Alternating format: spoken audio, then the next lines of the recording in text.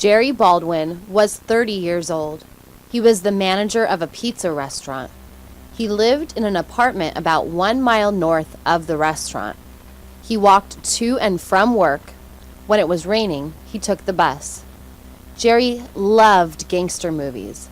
When a new one came out, he would go to the theater and watch the new movie 3 or 4 times.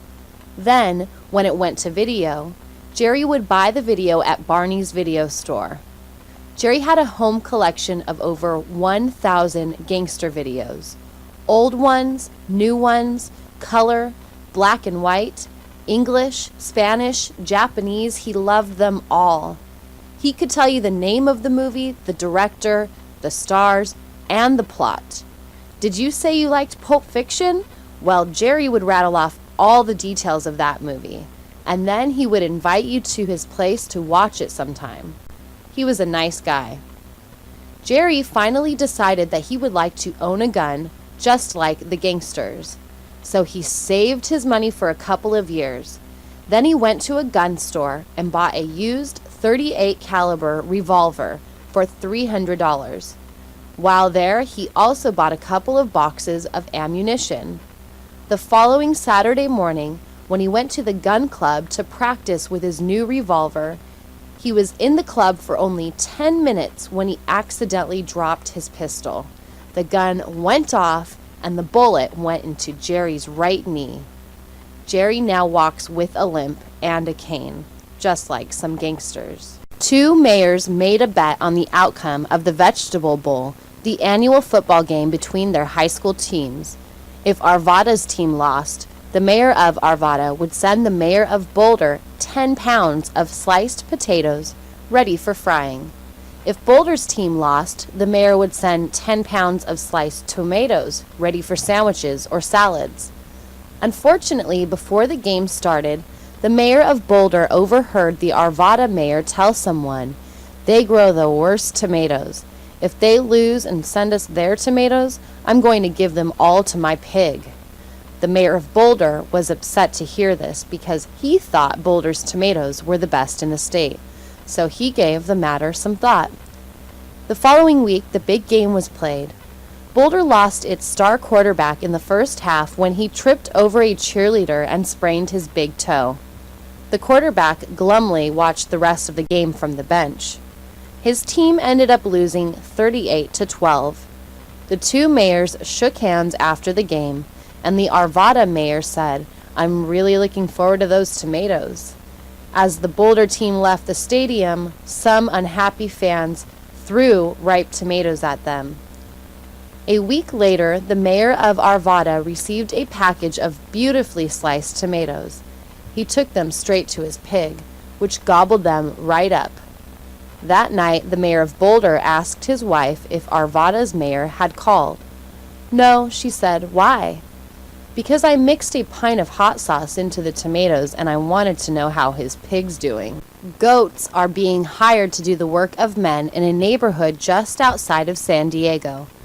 The fires that occurred in Hillsboro 4 years ago destroyed 30 homes, most of which have been rebuilt. While contractors were rebuilding the homes, nature was regrowing the grasses, bushes, and shrubs. The area is now so overgrown in brush that it again poses a major fire hazard. The city council asked for bids to remove the brush. The lowest bid they received was $50,000. And that was if the city provided breakfast and lunch for the work crews for the 6 weeks it would take to clear the overgrown area. The city countered offering unlimited coffee, black only, and a donut a day for each crew member. When that offer was rejected, the city asked for help on its website. A sheep herder in Montana and a goat herder in San Bernardino read about the city's plight while surfing the web on their laptops. They both offered to do the job for $25,000. The council chose the goat herder because he lived closer. When told that the city dump was overflowing, the goat herder said, "No problem. My goats will eat everything in your dump, except for the automobile engines, of course." So, for another $5,000, the city killed 2 birds with 1 stone. If all goes well, they will invite the goat herder and his family back every 3 years. The goat herder said he will probably visit San Diego while his goats are in the dump. I want to take one of those hang glider rides. I just hope we don't crash. My goats would miss me a lot, he said. The owner of a missing cat is asking for help. My baby has been missing for over a month now, and I want him back so badly, said Mrs. Brown, a 56-year-old woman. Mrs. Brown lives by herself in a trailer park near Clovis. She said that Clyde, her 7-year-old cat, didn't come home for dinner more than a month ago. The next morning, he didn't appear for breakfast either. After Clyde missed an extra special lunch, she called the police. When the policeman asked her to describe Clyde, she told him that Clyde had beautiful green eyes, had all his teeth but was missing half of his left ear, and was 7 years old and completely white. She then told the officer that Clyde was about a foot high. A bell went off. Is Clyde your child or your pet? The officer suspiciously asked. Well, he's my cat, of course, Mrs. Brown replied. Lady, you're supposed to report missing persons, not missing cats, said the irritated policeman. Well, who can I report this to? She asked. You can't. You have to ask around your neighborhood or put up flyers, replied the officer. Mrs. Brown figured that a billboard would work a lot better than an 8x11 piece of paper on a telephone pole. There was an empty billboard at the end of her street just off the interstate highway. The billboard had a phone number on it. She called that number, and they told her they could blow up a picture of Clyde from Mrs. Brown's family album and put it on the billboard for all to see. But how can people see it when they whiz by on the interstate? She asked. Oh, don't worry, ma'am. They only whiz by between 2 a.m. and 5:30 a.m. The rest of the day, the interstate is so full of commuters that no one moves. They told her it would cost only $3,000 a month, so she took most of the money out of her savings account and rented the billboard for a month. The month has passed, but Clyde has not appeared. Because she has almost no money in savings, Mrs. Brown called the local newspaper to see if anyone could help her rent the billboard for just one more month. She is waiting, but so far, no one has stepped forward.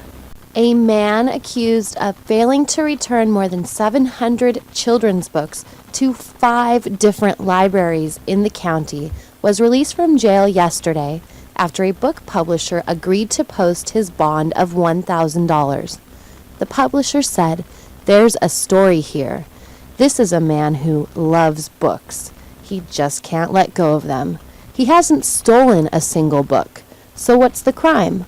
We think that Mr. Baruch has a story to tell. We plan to publish his story." When asked why he didn't return the books, Mr. Baruch said, "Well, how could I? They became family to me. I was afraid to return them because I knew that kids or dogs would get hold of these books and chew them up, throw them around, rip the pages, spill soda on them, get jam and jelly on them, and drown them in the toilet." He continued, Books are people too. They talk to you, they take care of you, and they enrich you with wisdom and humor and love. A book is my guest in my home. How could I kick it out? I repaired torn pages. I dusted them with a soft, clean cloth. I turned their pages so they could breathe and get some fresh air. Every week I reorganized them on their shelves so they could meet new friends. My books were happy books. You could tell just by looking at them. Now they're all back in the library, on the lower shelves, on the floors, at the mercy of all those runny-nosed kids. I can hear them calling me. I need to rescue them. Excuse me, I have to go now. Sally and her mom went shopping. They are looking for a chair. The mom sees a nice brown stool. It is of good quality. It will last forever. Sally thinks it is ugly, though. She sees a pink plastic chair. She points at it. "Mom, let's get that one." Her mom says no. Sally throws a fit. She knows she can get what she wants if she cries. She starts crying loudly. Other shoppers stare at Sally. Her mom gets embarrassed. She ends up buying the pink chair. At home, Sally sits on it. It quickly breaks. Sally is on the floor. She cries from the pain.